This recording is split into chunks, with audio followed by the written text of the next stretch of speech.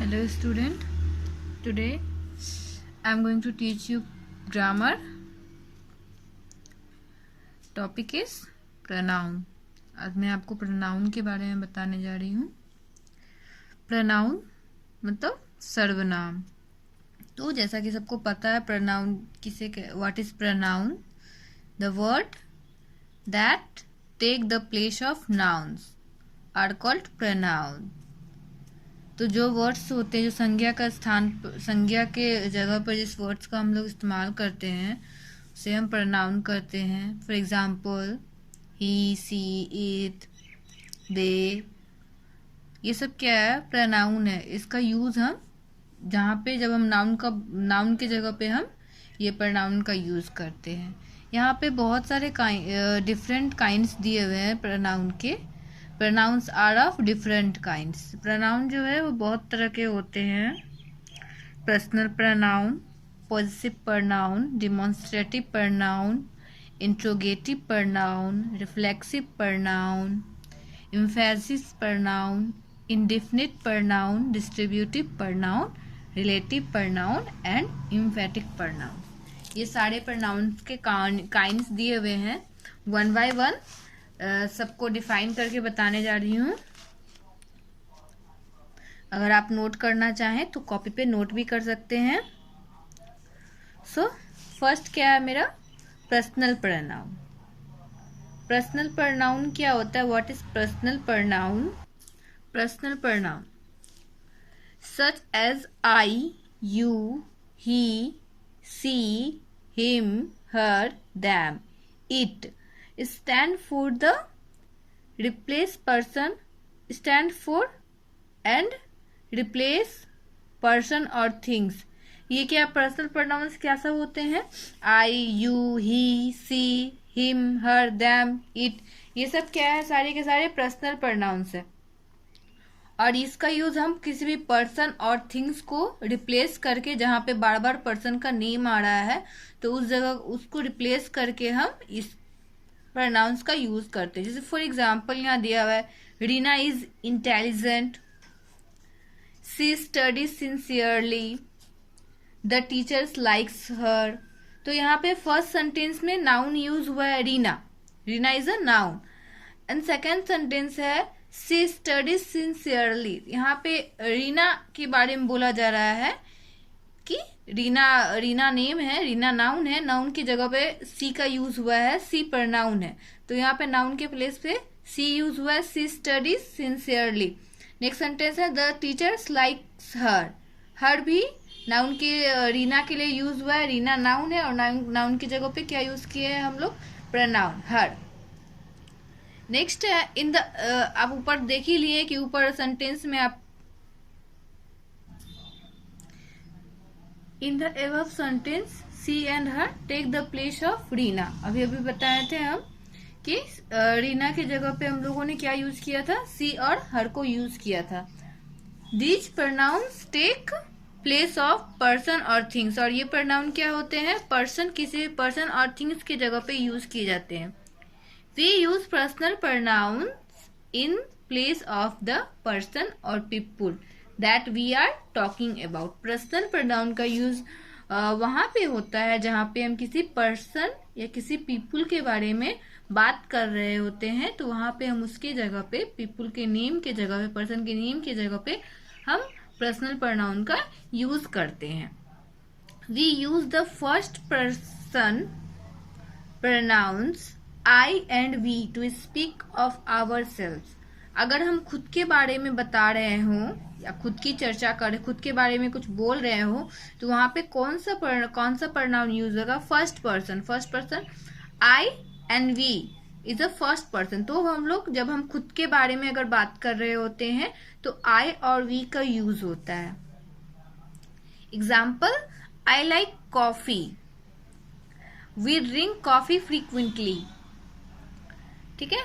The second person pronoun you is used to address the person we are speaking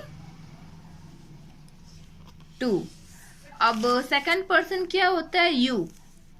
you भी personal pronoun ही है, second personal pronoun का ये second person you का कहाँ पे use करते हैं, जब हम जिससे हम बात कर रहे होते हैं उसके लिए हम लोग यू का यूज करते हैं। For example, you must give me the answer, you are my best friend. तो जिससे हम बात कर रहे हैं, कॉन्वर्सेशन कर रहे हैं, तो अगर हम खुद के बारे में बोल रहे हैं तो हम लोग फर्स्ट पर्सन का यूज करेंगे, फर्स्ट पर्सन INV। और जब हम सामने वाले जिससे हम बात कर रहे हैं, the person which we speaking with, जिससे हम लोग बात कर रहे हो, तो उसके लिए हम लोग क्या यूज करेंगे, यू का यूज करेंगे। The third person pronouns he she it and they are used when we talk of anybody और एनीथिंग एल्स।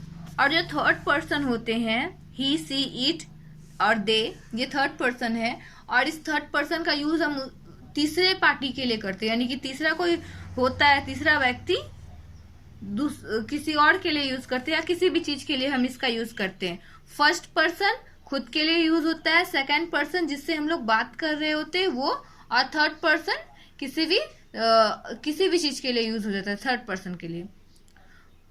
फॉर एग्जाम्पल है शी लुक्स वरीड, यहाँ पे किसी दो व्यक्ति बात कर रहे हैं और तीसरे के बारे में बोल रहे हैं, she looks worried. Take this bag and put it in the cupboard.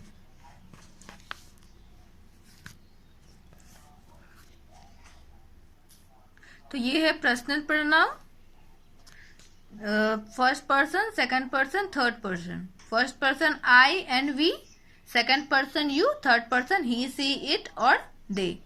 तो ये सब क्या है, मेरे पर्सनल प्रोनाउन है, जिसका यूज हम खुद के लिए, मतलब पर्सन या फिर किसी वस्तु के लिए करते हैं। नेक्स्ट क्या है, possessive pronoun.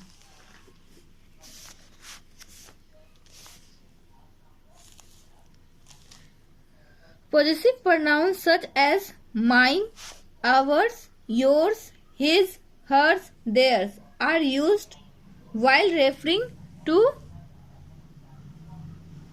possessions. Possessive pronouns क्या होता है, इसका यूज हम क्या करते हैं, किसी चीज के लिए खुद, जिसपे हम जैसे बिलोंगिंग्स, कोई चीज मेरा है या उसका है या किसी और का है, जिससे ये पता चले कि वो वो जो चीज है वो किससे बिलोंग कर रहा है, किसका है, वहां पे हम पोजीशन यूज करते हैं, पॉजेसिव प्रोनाउंस का यूज करते हैं। Mine, ours, yours, his, hers, theirs, ये सब क्या है, पॉजेसिव प्रोनाउंस है। For example, this pen is mine, यहाँ पे माइन वर्ड का यूज हुआ है, this pen is mine. Mine क्या है, मेरा पॉजेसिव प्रोनाउन है, यहाँ बोल रहा है कि ये पेन मेरा है, दिस पेन इज माइन। तो यहाँ पेन का बिलोंगिंग बता रहा है कि वो पेन जो है किससे बिलोंग कर रहा है, तो वो पेन मुझसे बिलोंग कर रहा है, this pen is mine. The house is theirs, that house is theirs, वह घर उन लोगों का है, तो वह घर का बिलोंगिंग बता रहा है कि ये जो घर है वो उन लोगों का है, देयर्स। देयर्स क्या है, मेरा पॉजेसिव प्रोनाउन है।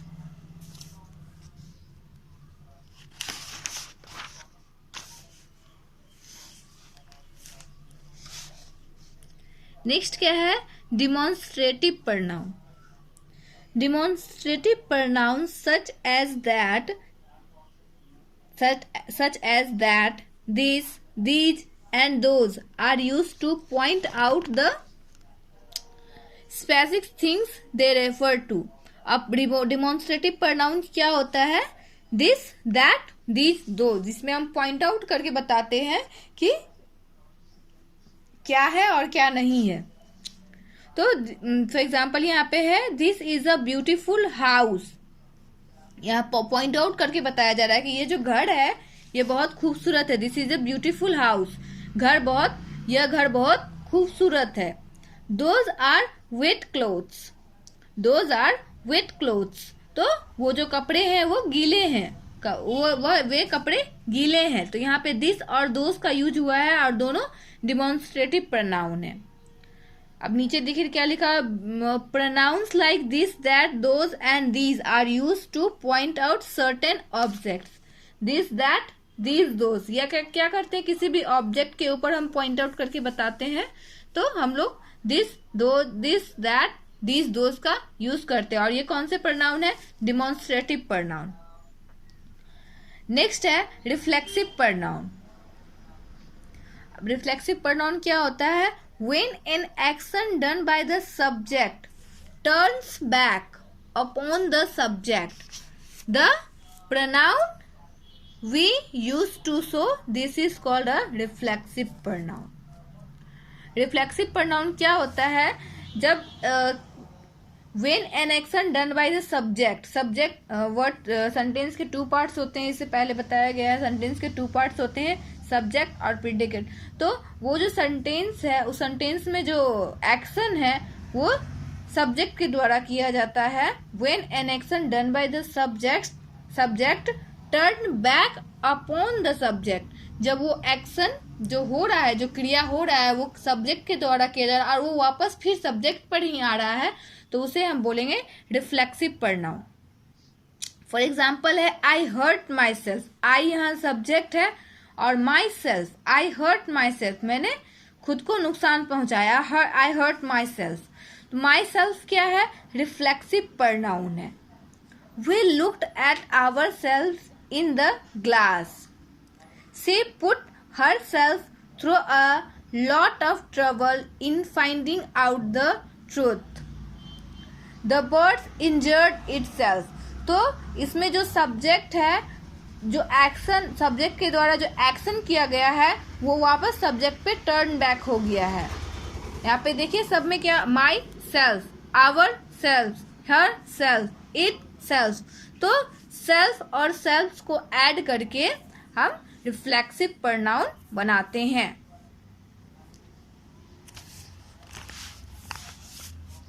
नेक्स्ट है emphatic pronoun. Emphatic pronoun.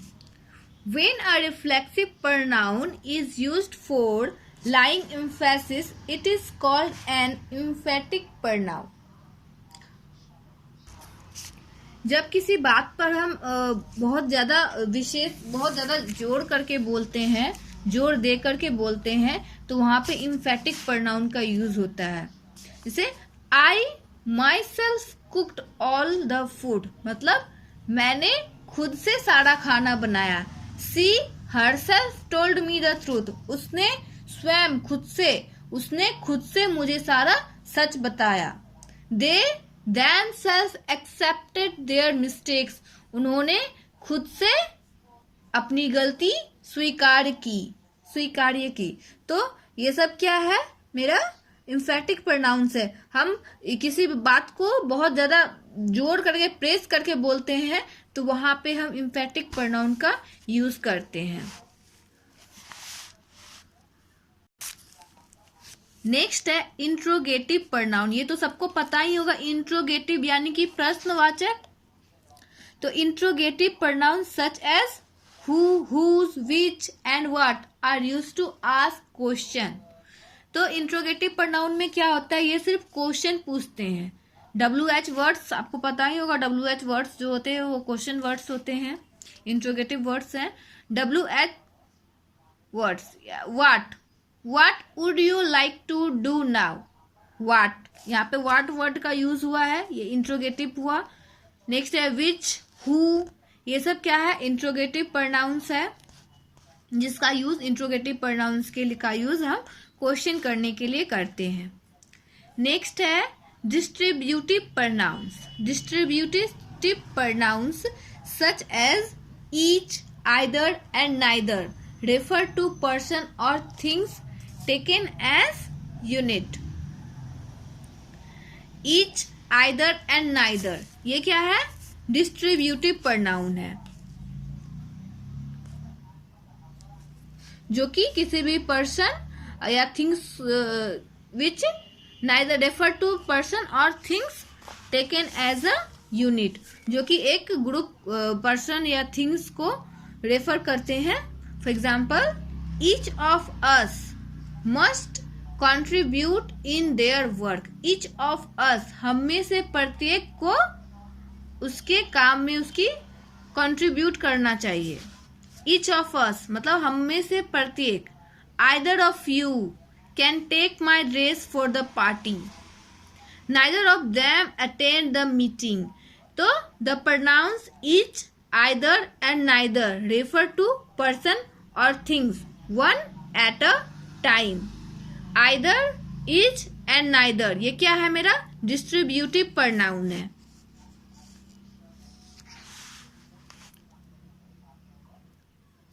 Next है indefinite pronoun. Indefinite pronouns such as someone, something, somebody, anybody, anything, nobody, all, none, some, several, few, any, many, other, everyone, anyone, nothing refer to person or things in a general way. These things are not definite, specific or exact. Indefinite pronoun क्या होता है?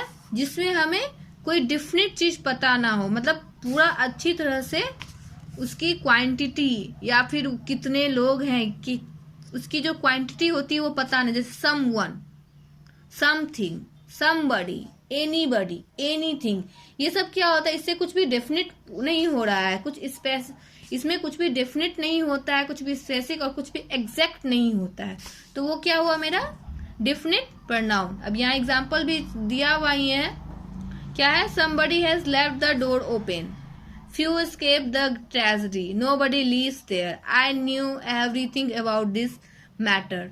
तो यहाँ पे एक definite quantity नहीं बताया गया किसी भी चीज के बारे में. तो जैसे someone, something, somebody, anybody, anything, nobody, all, none, some, several, few, any, many, other, everyone, anyone, nothing, ये सब क्या है? आपका डिफिनिट प्रोनाउन है.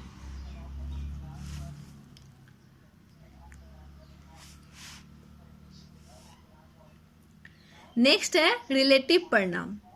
रिलेटिव मतलब रिलेशन. तो अ relative pronouns refers, relates or takes us back to an antecedent or a noun going before. It relates a subordinate clause to the rest of the sentence. Relative pronoun क्या refer करते हैं? Relates और takes back. Relative pronoun क्या करते हैं? Relative pronoun is use to refer, मतलब ये nouns को जो प्रीवियसली जो हो चुका है प्रीवियसली उसके बारे में बताते हैं. ये सबऑर्डिनेटिव क्लाउज को रिलेट करते हैं. यहाँ पे एग्जांपल दिया, the girl who came with my aunt yesterday is my sister. The girl who, वो जो लड़की मेरी आंटी के साथ कल आई थी वो मेरी बहन थी. Please read the letter which Shiva wrote. The plane that landed just now came from America. This is the man whose bag was lost. The student whom you taught passed the exam. Compound words such as whoever, whomsoever, whatever, whichever are also example of relative pronouns. ये सब भी जो है relative pronouns के example हैं. तो ये kinds of noun थे जो कि कंप्लीट हो गए, जिसका डेफिनेशन आई होप आप लोगों ने नोट कर लिया होगा.